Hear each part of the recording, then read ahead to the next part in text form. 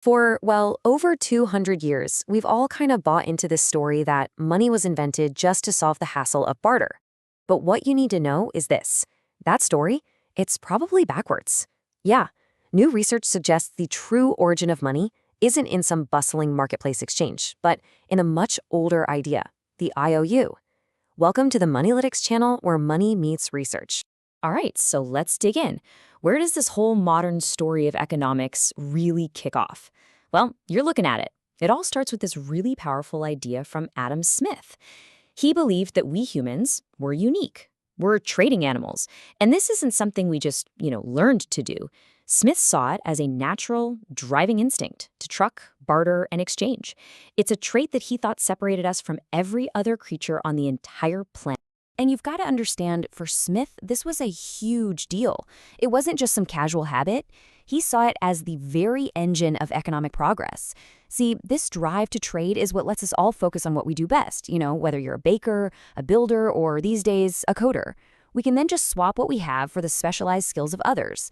It's the root of all efficiency and ultimately the wealth of nations.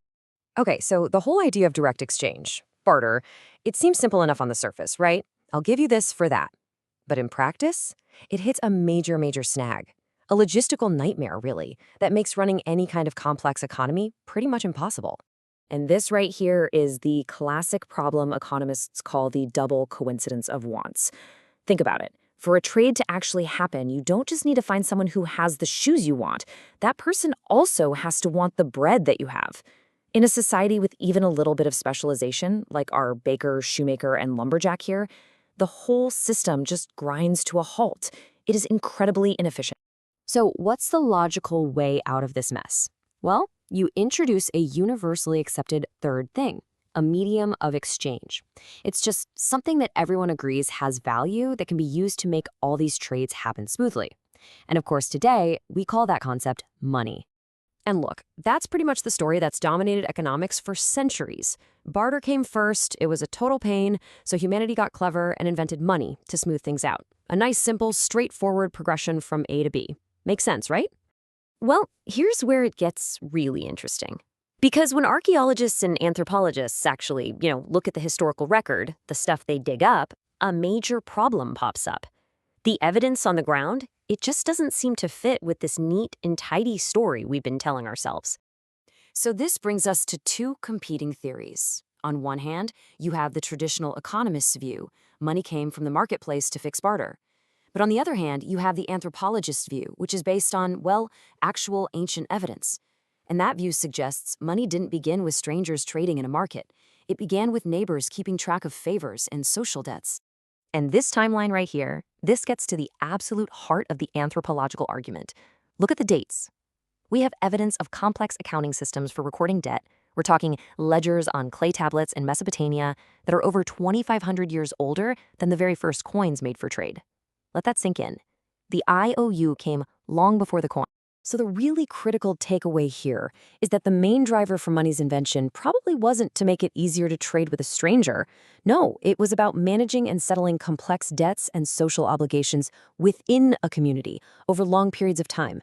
Money, in this sense, was first a tool for memory and for trust, not just for simple exchange. Okay, so this leads us to a much more nuanced view of ourselves, doesn't it? Maybe our famous propensity to exchange isn't just some raw biological instinct we're born with. Maybe, just maybe, it's something that is enabled and amplified and really only made possible by our incredible inventions. Think about it like this. Humans don't just create physical tools, like hammers and plows. We are constantly inventing mental tools.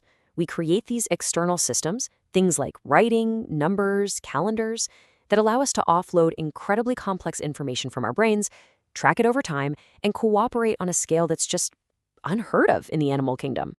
So what does this all mean? It means our ability to engage in complex trade didn't just pop into existence one day. No, it evolved hand in hand with these cognitive technologies. You needed writing to record debts. You needed tallying devices to track who owed what. And ultimately, you needed money itself, which is maybe the most powerful cognitive tool of all for representing and manipulating the very abstract concept of value. All right, Now let's see how this all circles back to Adam Smith's original insight, because this is fascinating. We're coming back to him, but with a much deeper understanding of what's really going on under the hood. Because even if the origin story of money is different than he thought, its function in a modern economy is pretty much exactly as he described it. See, Smith was really clear on this point. A nation's wealth isn't the pile of gold in its treasury. Real wealth is its productive capacity, its farms, its factories, the skills of its people. Money, in this view, is just the essential lubricant for the whole economic engine.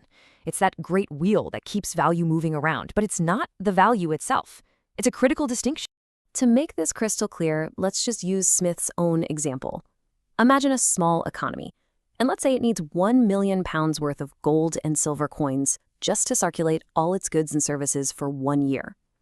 Now that is a lot of physical capital that's just tied up. It's sitting there being used just to pass things back and forth. But now let's introduce a new piece of technology, a financial innovation, banking. Banks start issuing paper notes, promissory notes, which are basically just a claim on the gold they're holding. See, this is another layer of that cognitive technology we were talking about. You're representing physical value with an abstract token. And because people trust the paper notes, because they believe they're good for the gold, the banks don't actually need to hold the full 1 million pounds. They only need to keep, say, 200,000 pounds in their vaults to cover the odd person who wants to cash in. The paper notes themselves are now doing all the heavy lifting of circulation. And here's the magic. This is a perfect illustration of the power of this cognitive tool. The bank has just freed up 800,000 pounds of previously dead capital. That gold, which was just sitting there, can now be invested in productive businesses, building new machines, farming more land. And that dramatically increases the real wealth of the nation, all without adding a single ounce of new gold to the system. That is the great wheel in action. So let's bring it all home. The big takeaway here is this. Our famous human propensity to exchange isn't just some raw instinct. It's powered by our unique ability to invent and adopt these powerful mental tools. Money isn't just a thing you hold in your hand. It's a system. It's a technology that allows us to manage these incredibly complex ideas of debt, trust, and value across huge networks of people who've never even met. And having this historical perspective gives us a really powerful framework for understanding what's happening right now with our money.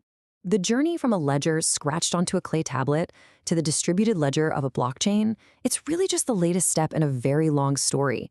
We are, once again, inventing new cognitive tools to manage trust and exchange.